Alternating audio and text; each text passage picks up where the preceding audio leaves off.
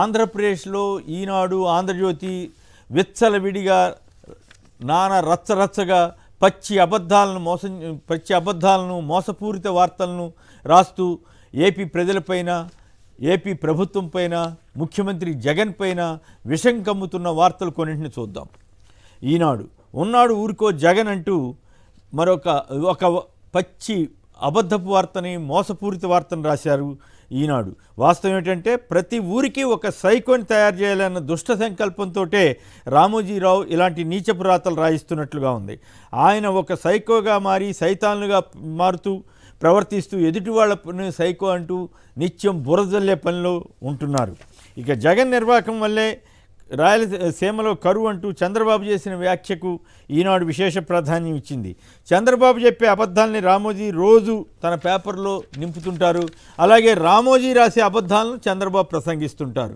ఉదాహరణకి CM office దగ్గర container దొరికింది డబ్బుతో అంటూ ప్రచారం చేసినటువంటి ఈనాడు వార్తని అది పచ్చి అబద్ధం అని తెలిసి కూడా చంద్రబాబు దాన్ని ప్రస్తావించడం, అదే టైంలో బాపట్లలో నిజంగా కంటైనర్లో 56 లక్షల రూపాయలు టీడీపీ అభ్యర్థి ఈ కంపెనీలో దొరికితే దాన్ని కప్పిపుచ్చడం, ఇదొక నిత్యకృత్యం అయిపోయింది. ఈనాడు రాయటం, చంద్రబాబు చదవటం, చంద్రబాబు అనడం, ఈనాడు రాయటం, ఇదే కథ.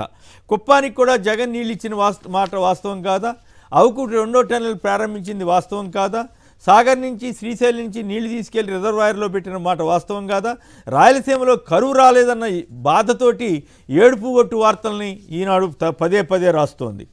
ఇక మా అభ్యర్థులు పేదోళ్ళు అన్న జగన్ వ్యాఖ్యలను వక్రీకరిస్తూ పచ్చి అబద్ధాలు చెబుతున్నారంటూ పచ్చి మోసపూరితంగా ఈనాడు కథనాన్నిచ్చింది. మరి సింగనమల్లో టిప్పర్ డ్రైవర్కి వీరాంజనేయులు నాయనికి టికెట్ ఇచ్చింది అబద్ధమా? రామోజీరావు గారు చెప్పాలి. మడకసిరిలో ఉపాధి హామీ కూలీకి ఈర లక్కప్ప నాయనికి టికెట్ ఇచ్చింది అబద్ధమా? మైలవరంలో తిరుపతి యాదవ్ అనే ఒక సామాన్య కార్యకర్తకు టికెట్లు ఇచ్చింది అవాస్తవమా? అలాగే ఇంకా చాలామంది ఉన్నారు. మరి ఆ రకంగా తెలుగుదేశం వైపు కూడా రామోజీ ప్రచారం చేయొచ్చు కదా. నిన్నగాక మొన్న రౌడీ మంత్రి అని తెలుగుదేశం ప్రచారం చేస్తే అవునవును రౌడీ మంత్రి అంటూ ఈనాడు ప్రత్యేక కథనాలు కూడా ఇచ్చింది గుమ్మనూరు జయరాం మీద.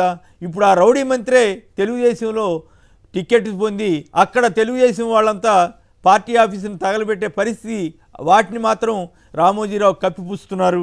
ఈ రకంగా నానా అరాచకంగా రోజు రాయటం, మాబోటి వాళ్ళం బాధపడుతూనే ఇదంతా చెప్పక తప్పటం లేదు.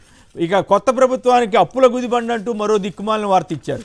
మరి అప్పుడు 2019లో కేవలం 100 కోట్లు మాత్రమే ఉన్నాయంటూ మిగిల్చి వెళ్ళిన చంద్రబాబు ఏమో గొప్పవాడు, ఇప్పుడు అప్పులు చేస్తున్నారంటూ, అది కూడా ఎఫ్ఆర్బిఎం పరిధిలోకే కదా చేసేది, ఆ నిబంధనలకు అనుగుణంగానే కదా, అయినా కూడా పచ్చి అబద్ధాలని మోసపూరిత వార్తలను రాస్తూ ఈనాడు ప్రజల్ని వంచాలని ప్రయత్నిస్తోంది.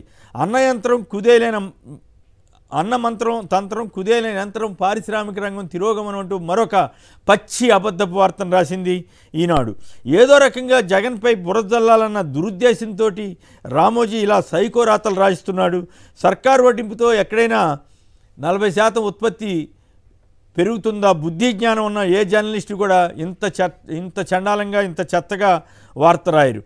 అధికారం దూరమై మళ్ళీ జనం మనసు గెలుచుకోలేమనే ఆందోళనతో ఇలాంటి దిక్కుమాలిన వార్తల్ని రాయిస్తున్నాడు రామోజీరావు గారు. చంద్రబాబు గారిని జాకీలు పెట్టి లేపడం కోసం ప్రయత్నం.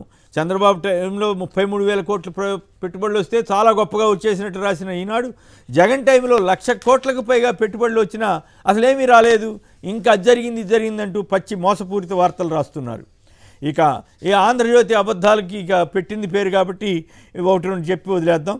99% హామీలు అమలు చేశామని జగన్ గొప్పలు అంటూ ఆంధ్రజ్యోతి తన నీచ బుద్ధిని ప్రదర్శించింది. వాస్తవం ఏంటంటే జగన్ ధైర్యంగా తన మేనిఫెస్టోని బయటికి ప్రజల వద్దకు తీసుకెళ్ళి గడపకు తీసుకెళ్ళి ప్రజల వద్దకు చూపించి చేశామా లేదా అని అడుగుతున్నారు.